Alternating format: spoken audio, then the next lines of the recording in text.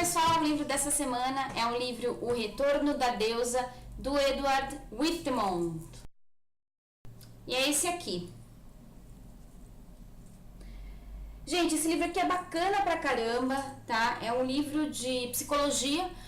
Gostaria até de fazer um adendo aqui, né? Eu trago alguns livros de psicologia. E às vezes as pessoas podem falar, poxa, mas o que tem a ver, né? Trazer esses livros para falar de livros de bruxaria. Eu vou explicar. Tanto esse livro quanto outros livros que eu já abordei aqui, A Grande Mãe, Meditações Pagãs, e outros que eu não lembro, acho que a Deusa Tríplice também.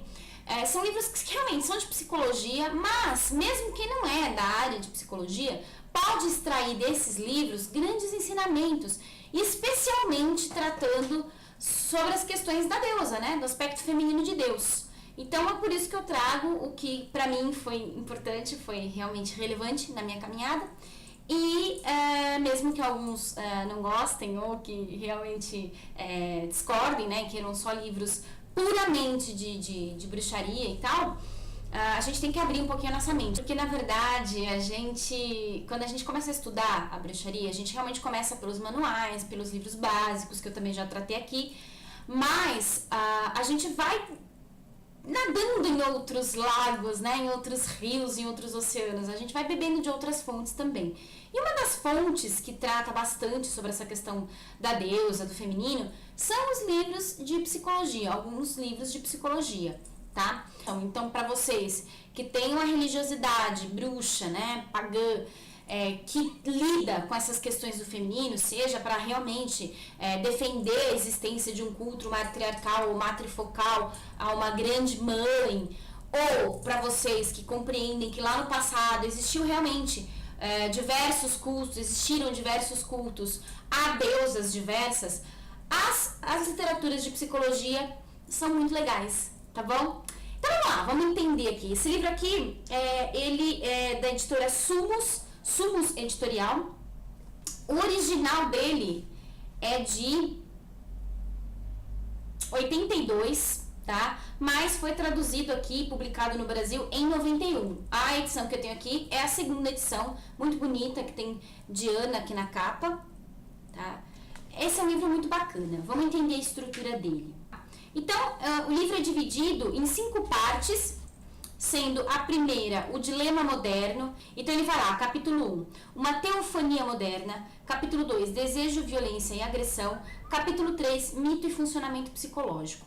Só um adendo também, vocês vão perceber que esse livro, ele é profundamente atual, tá? Ele é da década de 80, então, mas ele é profundamente atual, tá? Parte 2, consciência em evolução. Aí ele fala, no capítulo 4, a fase mágica, 5, a fase mitológica ou imaginária, e aí ele trata de Dionísio e Apolo, e 6, a fase mental. Nesse capítulo 5, que ele fala da fase mitológica ou imaginária e trata de Dionísio e Apolo, ele faz realmente um contraponto entre esses dois deuses, que é muito interessante, e a gente encontra em outros livros, como a gente pode notar, eu acho que, se eu não me engano, salvo engano, no Meditações Pagãs, a Jeanette Paris, ela trata realmente dessa questão do dionisíaco, do apolíneo, e é muito bacana. Aí ela vai para a parte 3, os mitos patriarcais. Capítulo 7, o reino divino, o superego e o ego. Capítulo 8, o exílio humano, o paraíso perdido, a morte de Deus. Capítulo 9, o bode expiatório, né, o diabo. Capítulo 10, o feminino e sua repressão. Aí parte 4, um mito para a nossa época, o Graal, no capítulo 11. Parte 5, uma visão para a nova era. Capítulo 12, novos modelos de orientação. 13, individuação e destino. 14, ética. 15, sobre o ritual. E aí depois vem algumas notas, né? Que é um livro bastante profundo, viu, gente? Então, assim, não é um livro que dá pra você... Até dá, tá? Pra você ir lá, passar e ler tudo. Mas ele é realmente um livro de estudos. Porque existem muitas notas importantes que você vai lendo, aí você vai pra nota, aí lê outra parte, vai pra nota. É muito bacana.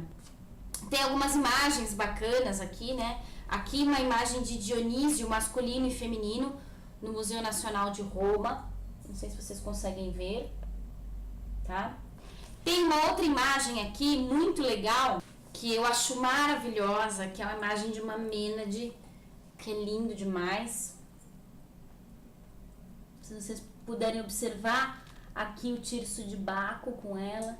Então assim, gente, é um livro bacanérrimo, assim, que eu recomendo pra vocês. E o Edward Whitmore, ele já faleceu em 98, e ele foi assim, apenas para vocês entenderem, né? Ele foi um psicanalista fantástico, ele tem umas outras obras muito maravilhosas falando sobre o simbolismo, e também um homeopata muito famoso, muito conhecido na área, que também escreveu vários livros sobre homeopatia numa época realmente em que estava se começando a se estruturar mais fortemente a homeopatia no mundo. Então, eu queria ler aqui para vocês um trechinho muito legal, para vocês perceberem como esse livro aqui dá pra gente pegar bastante coisa da parte histórica e do conceito da deusa, do feminino, porque é um livro, gente, que trata, quando ele fala o retorno da deusa, ele vai trazer todo o aspecto histórico, né, interpretado à maneira das pessoas que compreendem realmente como tendo existido um culto ao feminino, tá? E traz uma noção desse culto retornando para uma nova era, para a atualidade. Então ele vai tratar dessas questões, analisando a sociedade, analisando realmente o aspecto social desse culto a Deus, desse culto ao feminino e voltando. Então assim, tem partes realmente muito revoltantes até que ele trata aqui, mas aqui é importante a gente saber, apesar da muita gente já saber, mas é muito importante a gente retomar esses estudos de vez em quando para não esquecer, tá? E uma dessas partes que realmente é revoltante, mas que a gente tem que lembrar, né, para não esquecer, para isso não acontecer de novo, ele trata aqui na página 143. Ele fala assim: Santo Agostinho, que eu não chamo de santo, tá? Porque, bom, enfim, deixa pra lá. Santo Agostinho tinha declarado que as mulheres não têm alma, por isso os eruditos medievais debatiam se elas não precisariam primeiro ser transformadas em homens pelas mãos de Deus para poderem estar em condições de aspirar ao céu no dia da ressurreição. É muito revelador o martelo das feiticeiras, o Maleus Maleficarum. Compilado pelos frades dominicanos, esse livro foi explicitamente autorizado pelo Papa Inocêncio VIII como o padrão de julgamento para condenar as bruxas. E a ele deveriam recorrer príncipes e juízes. Em 1486 e 1696, ele alcançou a marca de 30 edições nas primeiras editoras da Alemanha, França e Itália. Era aceito implicitamente nas legislaturas católicas e protestantes. Era, portanto, o padrão legislativo do julgamento entre os séculos XV e XVII. Segundo Maleus, as mulheres são basicamente movidas pela intensidade do afeto e da emoção. Seus extremos de amor ou ódio são gerados pelo clamor da carne, pela possessividade e pelo ciúme. Mais carnais do que o homem, elas são, na verdade, sexualmente insaciáveis, vãs, mentirosas e sedutoras. Só buscam o prazer, inclinam-se ao logro premeditado para atingir os seus objetivos. Mental e intelectualmente inferiores, deficientes e débeis de corpo e mente, têm memória fraca. Intelectualmente são como crianças, supercrédulas, supersticiosas, exageradamente impressionáveis e sugestionáveis, língua solta, indisciplinadas, na verdade, animais imperfeitos. Puxa, que legal, né? Que bacana, que demais. Bom, gente, hoje eu tenho certeza que as pessoas lendo, mesmo quem é católico, quem é protestante, muitos, ainda bem, né, vão se indignar em saber que isso realmente existiu, né? E se indignam em saber que isso existiu um dia, que assim foi. Mas o fato é que, na minha opinião, a gente ainda vive um pouco do ranço desses conceitos com relação à mulher. Eu digo porque, assim, poxa, se a gente for pensar, na nossa sociedade, a mulher que ela não quer menstruar, a mulher que ela tem objetividade masculina, ela é chamada então de proativa, ela é admirada como uma grande executiva.